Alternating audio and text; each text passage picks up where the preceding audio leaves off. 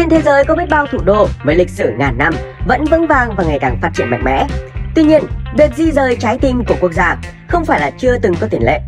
Có nhiều lý do để thúc đẩy những nhà lãnh đạo của những đất nước này đưa ra quyết định hệ trọng liên quan đến vận nước. Theo giới chuyên gia, ngoài yếu tố về địa lý, ảnh hưởng bởi biến đổi khí hậu và lịch sử, thì việc rời đô phần lớn được cho là mang ý nghĩa chính trị. Và trong video hôm nay, chúng ta sẽ cùng khám phá về thủ đô mới của Myanmar là Naypyidaw và tìm hiểu lý do mà chính phủ Myanmar lại quyết định di rời thủ đô này nha. Nhưng trước khi khám phá chi tiết về thủ đô mới Naypyidaw, chúng ta sẽ nói một chút về cố đô Yangon nha. Theo đó, Yangon từng là thủ đô của Myanmar trong một khoảng thời gian dài, cụ thể là từ năm 1948 đến năm 2005. Tên gọi trước đây của Yangon là Rangoon. Mặc dù không còn là thủ đô của Myanmar, nhưng cho đến nay, Yangon vẫn là đô thị phát triển nhất của đất nước với diện tích là 598,75 km² và là trung tâm kinh tế, văn hóa và du lịch của Myanmar. Ngoài ra, Yangon còn là thành phố đông dân nhất hiện nay của Myanmar với dân số là 5,514 triệu người, theo số liệu năm 2021.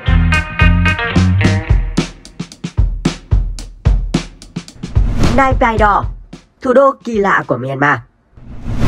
Nếu Yangon đã có nghìn năm tuổi thì Naypyidaw mới ra đời được 17 năm và hiển nhiên Naypyidaw chính là một trong những đô thị có tuổi đời trẻ nhất trên thế giới.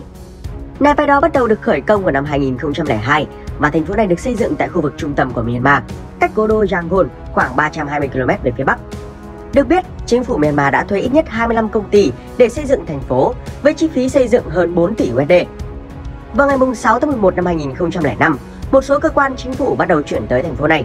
Ngay sau đó, vào ngày 27 tháng 3 năm 2006, một cuộc diễu hành với hơn 12.000 binh lính đã được diễn ra tại thủ đô mới, nhân ngày truyền thống các lực lượng vũ trang Myanmar. Cái tên Naypyidaw chính thức được công bố trong sự kiện này. Theo một số tài liệu, tên gọi Naypyidaw trong tiếng Miến Điện có nghĩa là thành phố hoàng gia, nơi ở của các vị vua. Sự kiện này diễn ra cũng là lúc vai trò của thủ đô Yangon chính thức được chuyển giao cho Naypyidaw.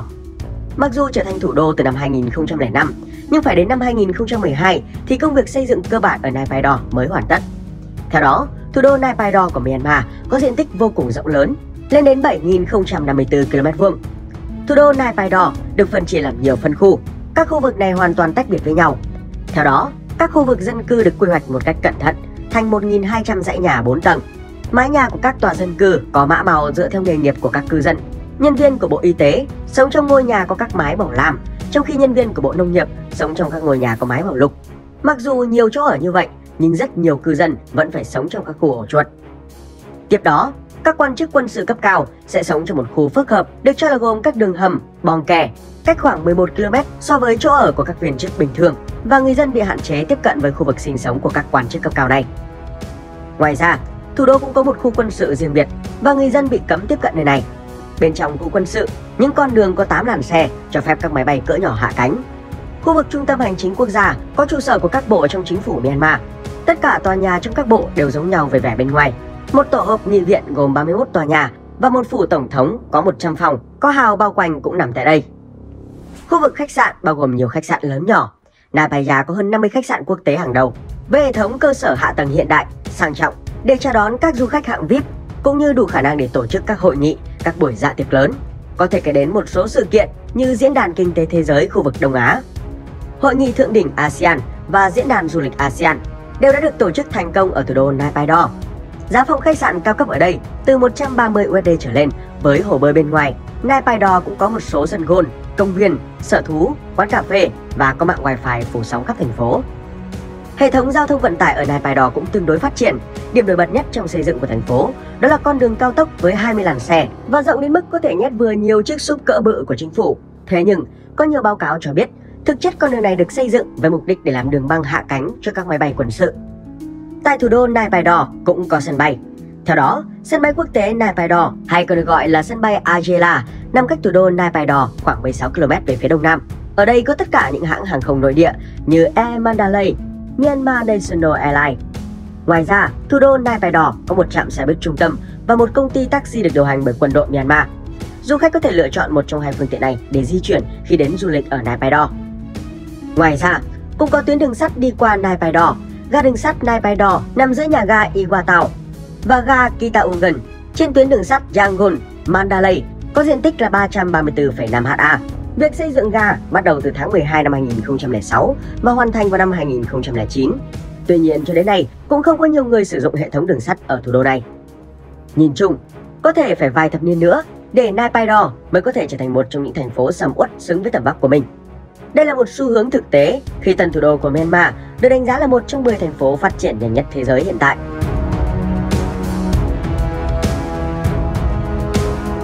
Naypyidaw, thủ đô vắng vẻ nhất thế giới. Như các bạn đã biết, thủ đô của một quốc gia thông thường sẽ là nơi đông đúc và náo nhiệt bậc nhất, là địa điểm mà bất cứ du khách nào cũng muốn ghé thăm. Tuy nhiên, thủ đô Naypyidaw của Myanmar thì lại khác, khi nhiều người ví thủ đô này giống như thành phố ma bởi nó quá vắng vẻ so với một thủ đô đông đúc bình thường. Cần nhấn mạnh rằng thủ đô Naypyidaw đã được lên kế hoạch xây dựng từ đầu và có cấu trúc cụ thể.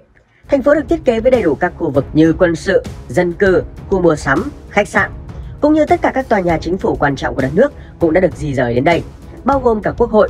Với dân số cả nước ước tính là 53,886 triệu người và dân số của cố đô Yangon là 5,514 triệu người. Chính phủ Myanmar cho rằng một bộ phận dân số Yangon sẽ di chuyển đến đây, tuy nhiên điều đó không thực sự xảy ra. Trái ngược với diện tích rộng lớn, thủ đô Naypyidaw lại vắng bóng người dân sinh sống khi dân số ở đây chỉ vỏn vẹn chưa được 1 triệu người, cụ thể là khoảng 925.000 người, tương đương với mật độ dân số là 131 người trên 1 km vuông. Đây thực sự là một tỷ lệ siêu nhỏ đối với một thủ đô lớn. Để dễ hình dung thì theo nhà 5 phút thôi tìm hiểu, mật độ dân số ở London là 14.500 người trên 1 km vuông, với Paris là 53.000 người trên 1 km vuông và Manila là 108.000 người trên 1 km vuông. Từ đó có thể nói thủ đô Naypyidaw không đông đúc như nhiều thủ đô của các quốc gia khác. Nếu như vào giờ cao điểm của thủ đô Hà Nội, chúng ta không khó để bắt gặp những đoàn xe kẹt cứng nghiêm trọng, thì khái niệm ùn tắc vào giờ cao điểm lại không tồn tại ở thủ đô Naypyidaw. Du khách có thể dễ dàng bắt gặp cảnh xe buýt một mình chạy trên đường rộng 20 làn, hay hình ảnh vài ba người dân đi bộ hoặc đạp xe trên những con phố vắng tanh của Naypyidaw. Cho đến nay, lý do Myanmar rời đô về Naypyidaw vẫn không có đáp án chính xác, vì chính phủ của đất nước Đông Nam Á này không đưa ra những phát ngôn chính thức nào, mà tất cả chỉ được suy đoán trong dư luận. Nhìn trên bản đồ, các bạn có thể dễ dàng nhận thấy có vị trí trung tâm và chiến lược hơn so với thủ đô cũ là Yangon. Đây cũng là một trung tâm giao thông nằm tiếp giáp của các bang San, Kaya và Kajin. Một số nhà quan sát quốc tế cho rằng việc rời đô của Myanmar là một phần trong chiến lược an ninh quốc gia, vì Naypyidaw nằm giữa các dãy núi Bagojoma và Sanjoma. Việc được núi cao bảo vệ xung quanh rất có lợi thế về mặt an ninh. Không những thế, với vị trí trung tâm của Naypyidaw cũng cho phép chính phủ nước này dễ dàng kiểm soát các khu vực xa xôi hẻo lánh ở phía Bắc và phía Đông.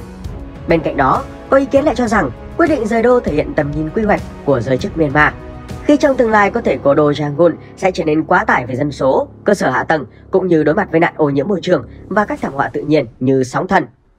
Cũng có người liên tưởng sự ra đời của Naypyidaw với truyền thống rời đô. Được biết, trong quá khứ, mỗi vị vua xứ sở này khi lên ngôi thường chọn thủ đô mới như một cách để xác lập vai trò lịch sử của mình. Thậm chí có cả đồn đoán rằng việc rời đô về Naypyidaw bắt nguồn từ ý kiến của một thầy phong thủy. Và tất nhiên, tất cả những ý kiến trên vẫn chỉ là giả thuyết và không thể nào kiểm chứng được độ chính xác của những thông tin này.